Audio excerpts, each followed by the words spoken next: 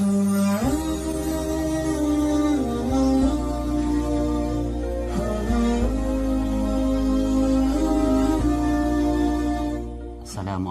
warahmatullahi wabarakatuh. Bismillahirrahmanirrahim. Allahumma salli ala Sayyidina Muhammad wa ala alihi wa sahbihi ajma'in. Saudaraku sekalian yang dimuliakan oleh Allah Subhanahu wa Ta'ala, semoga kiranya saudara-saudaraku semua diberi kesehatan, baik jasmani maupun rohani. Juga semoga kita selalu dilimpahkan rezeki yang banyak, juga dilimpahkan berbagai nikmat dan rahmat daripada Allah Subhanahu wa Ta'ala. Nah, saudaraku, pada kesempatan kali ini kita akan membahas tentang sebuah penyakit yang ada di dalam telinga. Artinya buat penyakit yang tuli yang diakibatkan yang pertama sekali oleh darah, telinga kita berdarah, kemudian bernanah hingga telinga kita tidak bisa lagi mendengar, baik tidak bisa mendengar dalam jarak dekat maupun tidak bisa mendengar dalam jarak jauh. InsyaAllah pada kesempatan kali ini dan kita telah menyiapkan bahan-bahannya, tetaplah bersama kami karena di sini kita akan memberitahu kepada saudara-saudara kami semua bagaimana cara menggunakan rempah-rempah alami untuk menangani permasalahan sakit di dalam telinga yang diakibatkan oleh darah atau nanah sehingga telinga kita tidak bisa lagi mendengar. Yang pertama sekali di sini kita telah menyiapkan bawang putih sebanyak 3 siung. Ini bawang putih 3 siung. Juga kita menggunakan mustaki. Dan mustaki ini sifatnya dia keras seperti batu. Dan kita menggunakan dedak cengkeh atau dedak bunga lawang. Dan juga kita gunakan dedak lada putih atau yang disebut dengan merica. Kemudian kita juga menggunakan minyak wijen. Dan kelima bahan inilah yang akan kita gunakan atau yang akan kita buat untuk menjadi obat dalam menangani permasalahan telinga yang tidak bisa lagi mendengar yang diakibatkan oleh darah dan nanah. Nah, saudaraku sekalian yang dimuliakan oleh Allah Subhanahu wa Ta'ala, cara untuk membuat atau cara untuk menggunakan 5 bahan ini untuk menjadi obat tetesan dalam telinga, yang pertama sekali di sini kita mengambil mustaki. Dan mustaki ini karena mustaki ini keras, dia seperti batu, dan untuk mendapatkan mustaki ini bisa saudaraku dapatkan di toko-toko herbal. Di tempat penjualan rempah-rempah, yang rempah-rempah herbal, insyaAllah ini mustaki ini ada. Dan kita ambil mustaki ini sebesar induk jari, panjangnya 1 ruas jari. Setelah kita ambil sebesar jari yang panjangnya ukuran 1 ruas, kita masukkan ke dalam alat tumbuk. Kemudian mustaki ini kita tumbuk. Kita tumbuk mustaki ini hingga halus, sama seperti keadaan sehalus dedak merica atau sehalus dedak lada putih ini. Nah, setelah mustaki ini halus, kemudian kita tuangkan ke dalam wadah. Nah, setelah kita tuangkan ke dalam wadah, kemudian kita ambil dedak merica atau dedak lada putih sebanyak 1 sendok teh. jangan 1 sendok teh dalam keadaan penuh, tapi 1 sendok teh dalam keadaan datar. Jadi kita masukkan bersamaan dengan mustaki yang telah kita dedakkan. Nah, setelah itu kita ambil juga dedak cengkeh. Kita ambil dedak cengkeh, ukurannya sama dengan sebanyak dedak lada atau sebanyak dedak merica tadi, yaitu 1 sendok teh. Kemudian kita aduk ketiga bahan ini, lalu kita ambil 3 siung bawang putih ini. Kemudian kita kupas kulit bawangnya, kita pindah, kita kupas.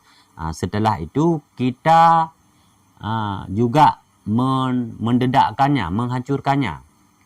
Kalau untuk bawang putih, boleh kita menghancurkan dengan menggunakan alat tumbuk. Boleh juga kita menghancurkannya dengan menggunakan mesin penggilingan. Nah, setelah hancur, setelah ini benar-benar halus, kita dedakkan, kita juga menuangkannya ke dalam wadah. Nah, setelah keempat bahan ini tercampur, ini setelah keempat bahan ini kita aduk, kita mengambil minyak wijen atau minyak langa. Nah, minyak wijen ini, kita menggunakan minyak wijen ini dengan jumlah kadar banyaknya. Jika saudaraku membeli minyak wijen yang ukurannya sebesar kaleng ini kita gunakan 3 kali penggunaan. Artinya minyak ini kita bagi 3. 1 bahagi kita ambil untuk membuat untuk memanaskan 4 bahan ini. Setelah kita ambil 1/3 minyak wijen ini, kita masukkan ke dalam panci atau ke dalam periuk dan sebagainya. Nah, setelah itu kita letakkan di atas api. Kita hidupkan apinya, kita panaskan minyaknya. Namun jangan kita tunggu minyak mendidih, jangan kita tunggu minyaknya sampai panas. Langsung kita masukkan ke 4 bahan ini yang telah kita satukan. Langsung kita masukkan ke dalam periuk atau ke dalam panci. Nah, setelah itu kita tunggu hingga mendidih sambil mengaduk-ngaduk. Kenapa kita harus mengaduk? Supaya mustaki ini tidak mengendap dia di bawah. Dia teraduk bersama dengan minyak. Dan kita tunggu hingga mendidih sambil kita mengaduknya. Setelah mendidih, kira-kira ada 2 menit. 2 menit setelah mendidih. Bukan 2 menit dari pertama kita panaskan. Namun 2 menit setelah mendidih, baru kita angkat. Minyak ini kita angkat. Nah, setelah dingin, minyak ini kita saring. Kita saring ke dalam, baik ke dalam gelas atau ke dalam wadah yang lain. Cuma lebih bagusnya kita saring ke dalam wadah yang memiliki tutup. Kita saring, boleh kita saring dengan menggunakan penyaringan yang kita beli. Boleh juga kita menggunakan penyaringannya dengan menggunakan kain yang tipis. Tujuan kita saring minyak ini dengan bahan-bahan ini agar nanti ketika kita pakai ada ampas-ampas dari bawang ini nanti tidak masuk ke dalam telinga. Maka minyak ini yang tidak kita panaskan ketiga benda ini, ketiga bahan itu, 4 bahan ini kita saringkan dulu. Nah, setelah minyaknya tersaring dan kita tunggu hingga benar-benar dingin, minyak inilah yang akan kita pakai untuk mengobati penyakit di dalam telinga atau untuk mengobati telinga yang tidak lagi bisa kita mendengar. Namun saudaraku, perlu kita pahami sedikit, yang maksud kami telinga yang tidak bisa mendengar ini yang diakibatkan oleh pada awalnya mungkin telinga kita berdarah, kemudian hingga bernanah, dan kemudian telinga ini tidak bisa lagi mendengar. Dengan ada penyakit-penyakit di dalam ini tidak bisa mendengar. Inilah yang akan kita gunakan untuk pengobatannya. Ataupun cara pemakaiannya, saudaraku mengambil 3 tetes minyak ini, tetes ke dalam telinga. Kita tetes ke dalam telinga sebanyak 3 tetes. Kemudian kita ambil sedikit kapas. Kemudian kita ambil sedikit kapas. Yang tujuan kapas ini untuk menutup telinga. Cuman sebelum itu, kapas ini kita kasih sedikit minyak. Tujuannya supaya ketika kita menutup telinga dengan menggunakan kapas ini tidak menghisap atau tidak menarik minyak yang kita tetes ke dalam telinga. Karena tujuan kapas yang kita gunakan ini untuk menutup agar minyak yang kita tetes ke dalam telinga ini tidak mudah tumpah. Adapun waktu dalam penggunaannya, ini kita menggunakannya di malam hari. Kenapa mesti kita menggunakannya di malam hari? Karena di malam hari kita waktunya istirahat. Namun saudaraku, jika tidak memiliki aktivitas, jika tidak memiliki pekerjaan-pekerjaan yang di luar rumah, boleh juga digunakan di waktu pagi hari. Karena yang tujuannya, setelah kita menetes minyak ini ke dalam telinga, kita jangan dulu banyak bergerak atau jangan mengerjakan pekerjaan-pekerjaan lain dulu yang tujuannya agar minyak ini tetap bisa mengalir kepada tujuan yang kita tujukan, kepada penyakit yang ingin kita mengobatinya. Nah, saudaraku yang dimuliakan oleh Allah Subhanahu wa Ta'ala. Bagi saudaraku yang dalam keadaan sehat,